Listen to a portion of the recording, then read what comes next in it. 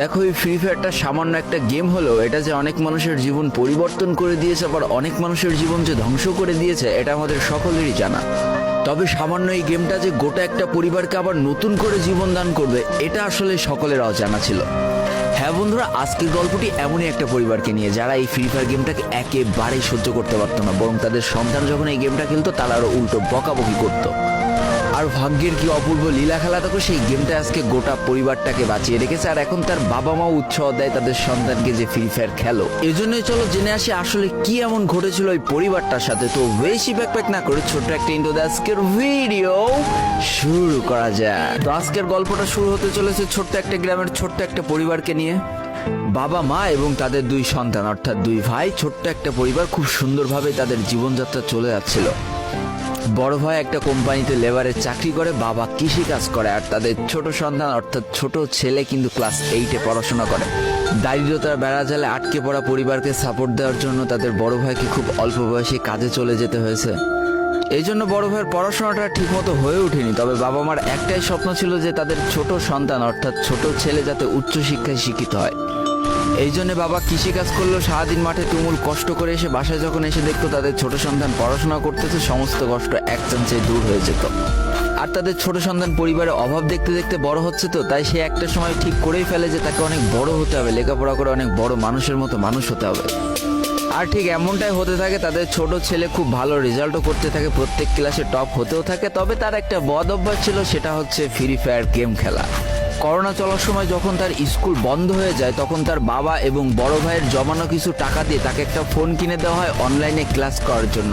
তার ফোনটা ছিল 3 GB র্যামের একটা ফোন। তবে এইখান থেকেই তার ফ্রি ফায়ার গেমের সাথে পরিচয় হওয়া। সারাদিন পড়াশোনার ফাঁকে সময় পেলেই সে ফ্রি ফায়ার গেম নিয়ে বসে পড়তো। আগে যেমন বাইরে খেলাধুলা করতো, এখন সে আর বাইরে খেলাধুলা করে না, ঘরে বসে সারাদিন ফোন টিপে আর ফোনে গেম খেলে। এদিকে তার বাবা মা যখন ফ্রি ফায়ার গেম খেলা দেখতো তখন প্রচন্ড পরিমাণ রেগে যেত, এমনকি মারধর পর্যন্ত করতো যে তুই এই গেম খেলা বাদ দিয়ে দে। তবে তাদের ছোট ছেলে যতই বাবা মার বাধ্য সন্তান হোক না কেন, ফ্রি ফায়ার গেমটা ছাড়তে সে একেবারেই নারাজ। প্রথম দিকে পড়াশোনার ফাঁকে ফাঁকে গেম খেললো, যখন তার বাবা মা তাকে বকা শুরু করে তখন সে রাতের অন্ধকারে গেম খেলা শুরু করে। তবে বন্ধুরা বলে রাখা ভালো, সে কিন্তু তার পড়াশোনা একেবারেই ঠিক রেখেছিল, অর্থাৎ গেমের কোনো কালো ছায়া পড়াশোনার উপরে কোনোদিনই সে পড়তে দেয়নি, যার কারণে তার রেজাল্টও মোটামুটি ভালোই হতো। এতদিন পর্যন্ত পরিবারের সবকিছু ঠিকঠাকই ছিল, এবার আস্তে আস্তে পরিবারটা একটু একটু করে ভাঙতে শুরু করবে। পরিবারের সকলের সম্মতিতে পরিবারের বড় ছেলের সাথে পাশের গ্রামের একটা মেয়ের বিবাহ সম্পন্ন করা হয়। আর যেন বিবাহের কয়েক মাস যেতে না যেতে বড় ভাইয়ের পরিবর্তন লক্ষ্য করতে শুরু করা যায়। এতদিন ছোট ভাইয়ের পড়াশোনা খরচ বড় ভাই আর বাবা মিলে চালিয়ে আসলেও এখন আর বড় ভাই কিন্তু ছোট ভাইয়ের পড়াশোনা খরচ দিতে রাজি হয় না।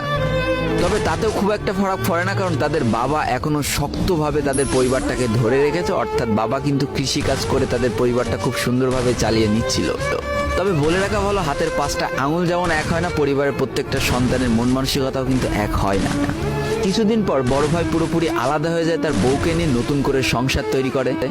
এমনকি একটা পর্যায়ে যে বড় ভাই তার পরিবারকে অস্বীকার করে দেয়, অর্থাৎ একটা টাকাও আর পরিবারে দিত না, সমস্ত টাকা সে নিজের সংসারেই খরচ করত। 4 জনের পরিবারটা ভেঙে যে এখন 3 জনের পরিবার হয়ে গেল, বাবা মা আর তাদের ছোট সন্তান। এখন পুরো পরিবারের দায়িত্বটা বাবার উপরে পড়ায়, দিনরাত 24টা ঘন্টা হাড় ভাঙা খাটুনি করা শুরু করে দেয় তাদের বৃদ্ধ বাবা। এদিকে তাদের ছোট সন্তান সবটা কাছ থেকে দেখে অনেক কষ্ট পেত, তারপরেও তার করার কিছুই ছিল না, তাকে পড়াশোনাটা চালিয়ে যেতেই হবে, কারণ বাবা মার একমাত্র স্বপ্ন তাকে পড়াশোনা করে মানুষের মতো মানুষ হতে হবে। এদিকে বলে রাখা ভালো, পড়াশোনার পাশাপাশি কিন্তু সে ফ্রি ফায়ার গেমটা অনেক ভালো মতো খেলা শিখে গিয়েছিল। তার 3 GB র্যামের ফোন একটু ল্যাগ দিলেও মোটামুটি ভালোই খেলা যেত স্মুথ গ্রাফিক্সে। এমনকি সে আস্তে আস্তে টুর্নামেন্ট খেলাও শুরু করে, আর এখান থেকে যে টাকায় পেত 50 টাকা, 100 টাকা, 200